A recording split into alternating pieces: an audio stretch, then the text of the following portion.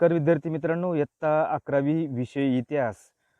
या इतिहास विषयामधलं 7वं प्रकरण आपण काय करतोय, शिकवायला सुरुवात केलेली आहे. या प्रकरणाचं नाव आहे भारत आणि इराण किंवा पार्शिया. या प्रकरणामध्ये असणारे जे वेगवेगळे 6 उपघटक आहेत, त्या 6 उपघटकांचा आढावा आपण काय करतोय, घेणार आहोत. त्यातला पहिला भारतीय उपखंड आणि इराण, आणि दुसरा पार्शियन आर्मेनिया साम्राज्य आणि ग्रीस यांच्यातील लढाया. या 2 उपघटकांचा आढावा आपण पाठीमागच्या तासाला घेतलेले. आजच्या तासाला या प्रकरणामधला 3रा आणि 4था उपघटक, या उपघटकांचा आढावा आपण या काय करतोय, तासाला घेतोय. 3रा घटक आहे पार्शियन, म्हणजे आर्मेनिया साम्राज्य आणि भारत. हा 3रा उपघटक आज आपण काय करतोय, पहिल्यांदा त्या उपघटकाचा आढावा घेतोय. ज्या काळामध्ये भारतातील महाजनपदामधील सत्ता स्पर्धेतून सरतेशेवटी मगध साम्राज्याचा उदय झाला, त्याच काळात भारतीय उपखंडाच्या वायव्य प्रदेशातील छोटी छोटी स्वतंत्र राज्य जिंकून घेत आर्मेनियन सम्राटांनी त्यांच्या साम्राज्याच्या सीमा पंजाबपर्यंत विस्तारल्या. या 11वी इयत्तेमधलं इतिहास विषयातलं जे 6वं प्रकरण आहे, आपण भारतातील दुसरं नागरीकरण, या प्रकरणामध्ये उत्तर भारतामध्ये उदयाला आलेल्या महाजनपदांचा आपण अभ्यास केलेला आहे. त्याच महाजनपदामध्ये जो सत्ता संघर्षातून मगध साम्राज्य निर्माण झालं, याचाही आढावा आपण पाठीमागे घेतलेले. त्याचवेळी भारताच्या वायव्य भागामध्ये असणारी जी छोटी छोटी राज्य आहेत, ती छोटी छोटी राज्य आर्मेनिया सम्राटांनी जिंकून घेतलेली आहे.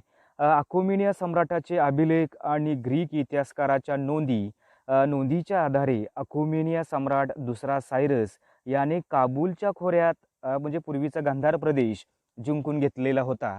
अशोक सम्राटाचे अभिलेख असतील किंवा ग्रीक इतिहासकारांच्या नोंदी असतील, या नोंदींच्या आणि अभिलेखाच्या माध्यमातून आपल्याला समजतं की प्रामुख्याने दुसरा सायरस याने काबूलच्या खोऱ्यापर्यंत म्हणजे गांधार प्रदेश जिंकून घेतला असं दिसतं.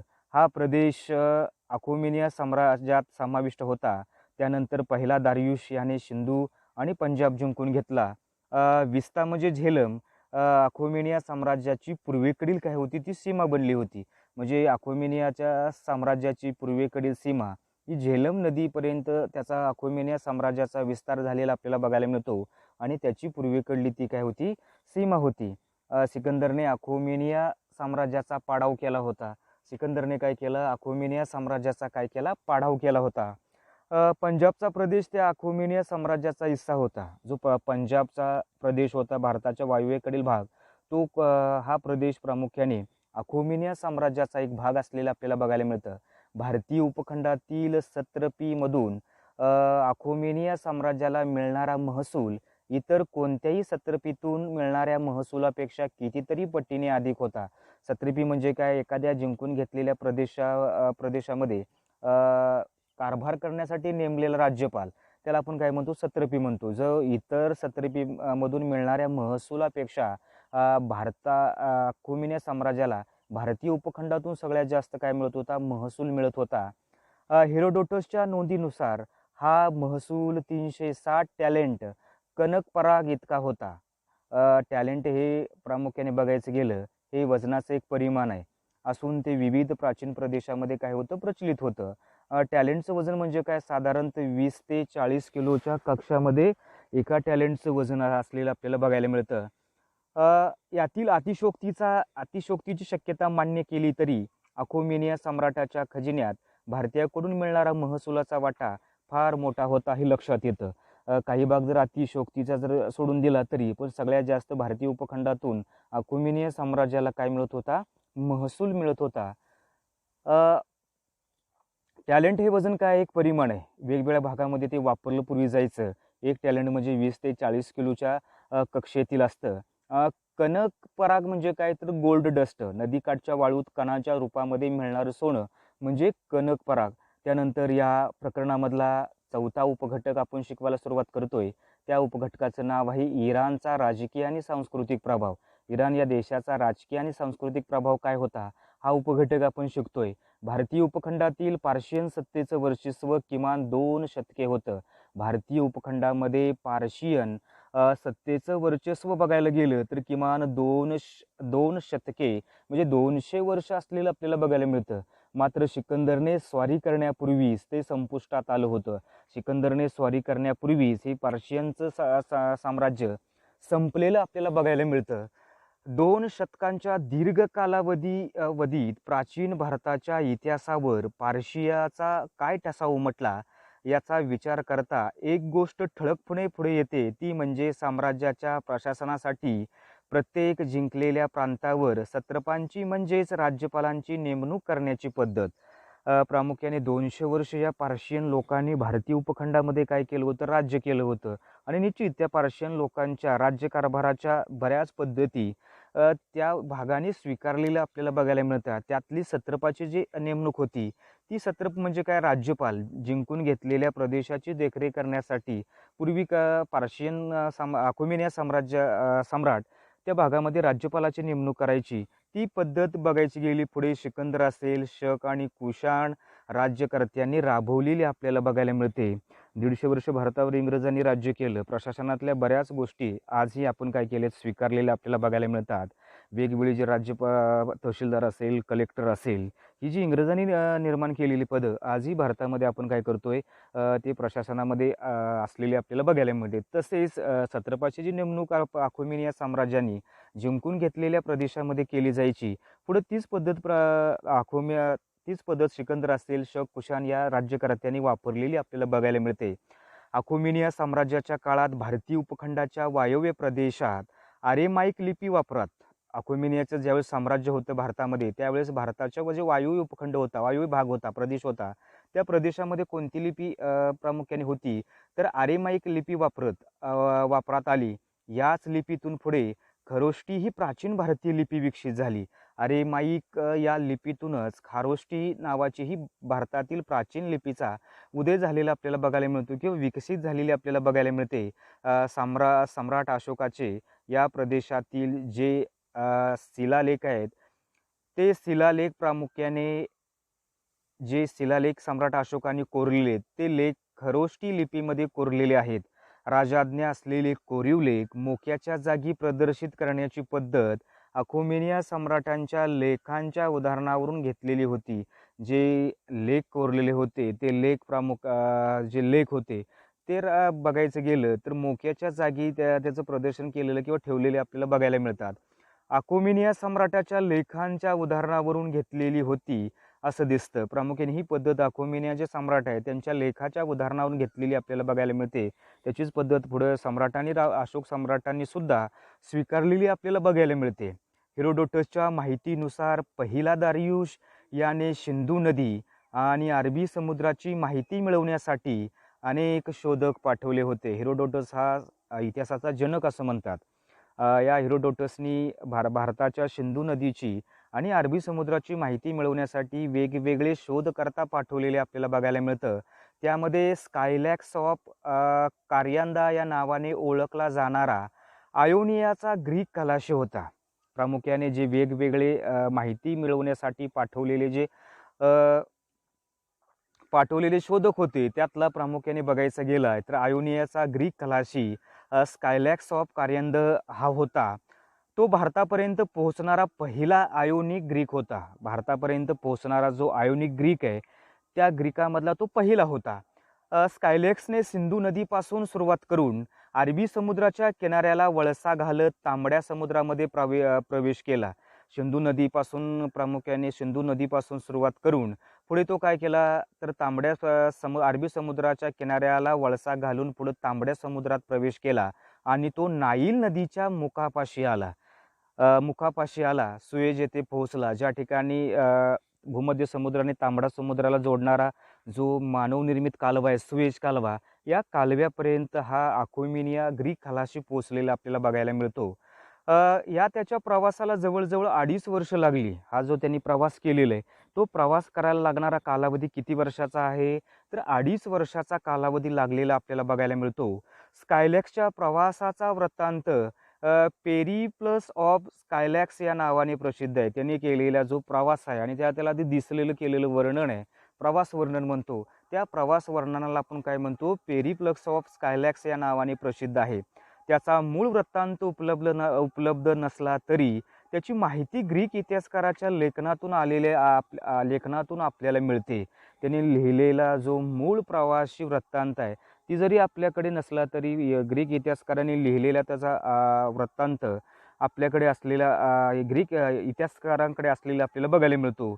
स्कायलॅक्सच्या वृत्तांतामुळे पश्चिमेकडील लोकांना, विशेषतः ग्रीकांना प्रथमच भारतीय उपखंडाची माहिती उपलब्ध झाली. जे भारताच्या पश्चिमेकडे असणारे ग्रीक आहे, त्या ग्रीक लोकांना प्रथम भारतीय उपखंडाबद्दल माहिती उपलब्ध झालेली आपल्याला बघायला मिळते. स्कायलॅक्सच्या मोहिमेच्या पूर्ततेनंतर थोड्याच अवधीमध्ये पहिला दार्युशने सिंधू नदीच्या खोऱ्याच्या खालच्या पट्ट्यातील प्रदेश जिंकून घेतले. स्कायलॅक्सच्या मोहिमानंतर प्रामुख्याने पहिला दार्युश यांनी काय केलं, सिंधू नदीच्या खोऱ्यामधला जो खालच्या पट्ट्याचा प्रदेश आहे तो जिंकून घेतलेला आपल्याला बघायला मिळतो. स्कायलॅक्स सुएज येथे पोहोचला तेव्हा इजिप्तच्या फॅरोने खणलेला नाईल आणि तांबडा समुद्र यांना जोडणारा एक कालवा अस्तित्वात होता आणि दार्युशने तो पुन्हा खोदवला. ज्यावेळेस स्कायलॅक्स त्या तांबड्या समुद्रापर्यंत पोहोचला त्यावेळेस इजिप्तच्या फॅरोने तांबडा समुद्र आणि भूमध्य समुद्र जोडणारा जो कालवा होता तो कालवा पुन्हा एकदा दार्युशने खोदलेला आपल्याला बघायला मिळतो. त्यामुळे पारशी आणि भारतीय उपखंडातील दळणवळणासाठी एक सागरी मार्ग नव्याने खुला झाला. प्रामुख्याने बघायचं गेलं तर सगळ्यात स्वस्त ही सागरी वाहतूक आहे आणि या वाहतुकीच्या माध्यमातून एका देशातून दुसऱ्या देशामध्ये व्यापार होतो. मग अशाच वेळेस भारतीय उपखंडातील दळणवळणासाठी एक नवीन सागरी मार्ग या कालव्यामुळे काय झाला, उपलब्ध झालेला आपल्याला बघायला मिळतो. या समुद्रमार्गामुळे अखोमेनिया साम्राज्यात समाविष्ट असलेल्या भारतीय उपखंडातील जो वायव्येकडील प्रदेश आहे आणि सिंध पंजाबच्या प्रदेशातील व्यापाराला ऊर्जितावस्था आली. बघा, याच कालव्यामुळं प्रामुख्याने भारताच्या वायव्य भागाकडला भारताचा जो वायव्य भाग आहे तो अखोमेनिया साम्राज्याचा भाग असलेल्या साम्राज्यातील समाविष्ट असलेल्या भागामध्ये पुन्हा एकदा काय झालं, व्यापाराला ऊर्जितावस्था प्राप्त झालेली आपल्याला बघायला मिळते. पार्शियातील बाजारामध्ये भारतातून येणाऱ्या अस्थिदंत आणि सागवानी लाकूड या गोष्टींना मोठ्या प्रमाणावर मागणी होती. भारतीय व्यापारी प्रामुख्याने पार्शियन बाजारपेठेमध्ये अस्थिदंत, सागवान इत्यादी काय करायचे वस्तूंचा पुरवठा करत होते. कारण त्या भागामध्ये त्या वस्तूंना काय होती, प्रचंड मागणी असलेली आपल्याला बघायला मिळते. सुसा येथे दार्युशच्या कोरीव लेखात भारतीय अस्थिदंत आणि सागवानी लाकडांचा वापर राजवाड्याच्या बांधकामासाठी केल्याचं नमूद केलं आहे. सुसा या ठिकाणी सापडलेले जे शिलालेख आहेत त्या शिलालेखावरती याचा उल्लेख असलेला आपल्याला बघायला मिळतो. हेरोडोटसने अखोमेनिया सैन्यातील भारतीय सैनिकांचे वर्णन केलं आहे. हेरोडोटस हा इतिहासकाराने अखोमेनिया सैन्यातील भारतीय सैन्याचं वर्णन केलेलं आपल्याला बघायला मिळतं. म्हणजे अखोमेनिया साम्राज्यामध्ये त्यावेळेस भारतीय सैन्यसुद्धा होतं, भारतीय लोकसुद्धा सैन्यामध्ये असलेले आपल्याला बघायला मिळतं आणि त्याचं वर्णन हेरोडोटसने केलेलं आपल्याला बघायला मिळतं. त्यानुसार इसवी सनापूर्वी 480 मध्ये सम्राट झेरेक्सेसने ग्रीकावर आक्रमण केलं तेव्हा त्याच्या सैन्यात गांधार, सिंध आणि पंजाब येथील सैनिक होते.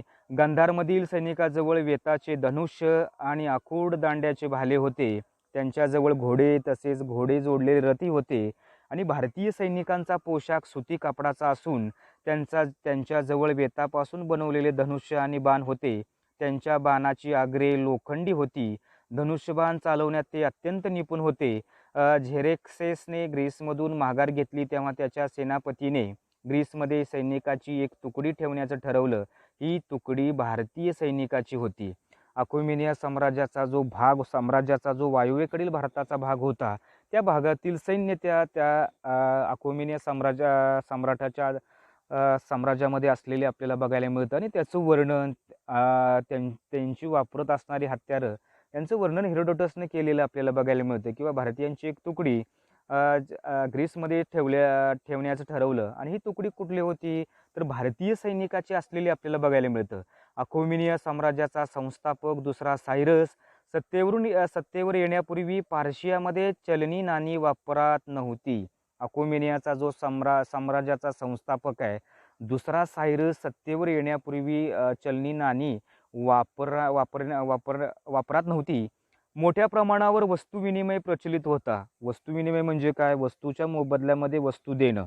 त्या कालखंडामध्ये कोणत्याही स्वरूपाची नाणी नसल्यामुळं एखाद्या बाजारातून वस्तू घेत असताना त्याच्या मोबदल्यामध्ये दुसरी वस्तू दिली जायची. त्याला वस्तुविनिमय असं म्हणतात. ठराविक वजनाच्या चांदीच्या लढीचा वापर केला जाई. मग त्यासाठी ठराविक जे चांदीच्या वजनाच्या लढी त्याचा वापर केला जाई. सायरसने जिंकून घेतलेल्या लिडिया या ग्रीक राज्यामध्ये चलनी नाणी प्रचलित होती. सायरसने जे जिंकून घेतलेलं जे लिडिया ह्या ग्रीक राज्यामध्ये चलनी नाणी काय होती, प्रचलित होती. त्याला स्टेटर असं म्हणत असत. त्या नाण्याला काय म्हणायचं, स्टेटर असं म्हणत असत. सायरसने लिडियाच्या धर्तीवर नाणी पाडण्यास सुरुवात केली. सायरसने जिंकून घेतलेल्या लिडिया या प्रांतामध्ये प्रामुख्याने चलनी नाणी होती. तशाच पद्धतीची नाणी पाडण्याचं काम सायरसने काय केलं, सुरू केलं. पहिला दारियुश स्वतःची प्रतिमा असलेली दारिक ही सोन्याची आणि सिग्लॉस ही चांदीची नाणी पाडायला सुरुवात केली. स्वतःचं प्रामुख्याने पार्शियन सिग्लॉस चित्रामध्ये दिलेलं आहे बघा. तिथं मानवी आकृती असलेली आपल्याला बघायला मिळते. म्हणजे पहिला दारियुशने स्वतःची प्रतिमा असलेली नाणी पाडायला काय केली, सोन्याची आणि चांदीची नाणी पाडायला सुरुवात केलेली आपल्याला बघायला मिळतं. त्यामध्ये त्याने धनुष्यबाण धारण केलेले दिसतं. एका दारिकची किंमत 12 सिग्लोई इतकी असे. एका जी दारिकची किंमत किती होती, 12 सिग्लोई इतकी असे. सिग्लोई म्हणजे काय, तर सिग्लोई हे सिग्लॉसचं अनेक वचन आहे. सिग्लोई म्हणजे काय, सिग्लॉसचं अनेक वचन असलेलं आपल्याला बघायला मिळतं. या नाण्याच्या बरोबरीने अखोमिनिया साम्राज्यातील ग्रीक सत्रपींची नाणी प्रचारात राहिली. काही सत्रप म्हणजे राज्यपाल ग्रीक नाण्याच्या धर्तीवर स्वतंत्र नाणी पाडत असत. का एखाद्या जिंकून घेतलेल्या प्रदेशाची देखरेख करण्यासाठी जो अधिकारी नेमला जायचा त्याला सत्रपी किंवा राज्यपाल असं म्हणलं जायचं. तो राज्यपाल स्वतःची नाणीही पाडत असत. ही नाणी साच्यातून काढली जात. त्याच्या दर्शनी भागावर राजाची प्रतिमा असे आणि मागील बाजूला आहत तंत्राचा उपयोग करून उमटवलेलं एखादं चिन्ह भारतीय नाण्याच्या आहत तंत्रावर या नाण्याचा प्रभाव असण्याची शक्यता आहे. जे भारतीय नाणे पाडले त्या भारतीय नाण्यावर प्रामुख्याने त्या नाण्यांचा प्रभाव असलेला आपल्याला बघायला मिळतो. सम्राट सायरसच्या आधीच्या काळात पर्शियामध्ये स्थापत्यमध्ये भव्य इमारतीचा समावेश नव्हता. जो सम्राट सायरस आहे त्याच्या अगोदरच्या कालखंडामध्ये असे भव्य दिव्य स्थापत्येचा काय नव्हता, इमारतीचा समावेश नव्हता. त्यामुळे सुसा आणि पर्सिपोलिस येथील भव्य इमारतीचे स्थापत्य आणि त्यातील शिल्पे यांच्यासाठी मार्गदर्शक ठरले. अशी पूर्व परंपरा नव्हती. त्यासाठी सम्राट सायरसने त्याच्या आधिपत्याखालील आशिया मायनरमधील ग्रीक वसाहतीमधून स्थापत्य आणि शिल्पान आणवली होती. बघा, पर्सिपोलिस येथील जे स्तंभ आहेत, भव्य असे इमारतीचे प्रामुख्याने बांधकाम केलेलं आपल्याला बघायला मिळतं. त्याचे काही अवशेष खाली चित्रामध्ये तुम्हाला बघायला मिळतात. सिकंदरने पार्शियावर विजय मिळवल्यानंतर पर्सिपोलिस उद्ध्वस्त केलं आणि पार्शियन साम्राज्य संपुष्टात आलं. सिकंदरने प्रामुख्याने या अखोमिनिया साम्राज्यावर आक्रमण केल्यानंतर त्याच्यावर विजय प्राप्त केला आणि पर्सिपोलिस काय केलं, हे शहर उद्ध्वस्त केलं. पर्शियन साम्राज्य संपुष्टात आलं.